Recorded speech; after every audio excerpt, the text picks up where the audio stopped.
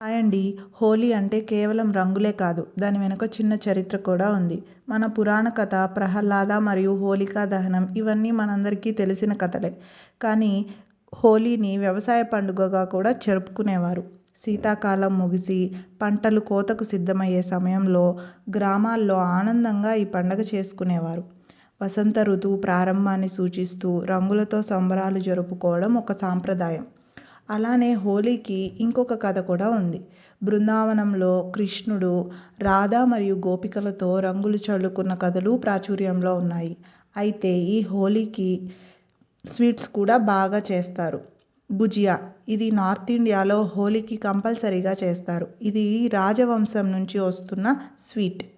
థండై ఈ థండై మొఘల్ కాలం నుంచి వస్తోంది. సమ్మర్ సీజన్ స్టార్ట్ అవుతుంది కాబట్టి మన బాడీని కూల్ చేస్తుంది ఈ థండై.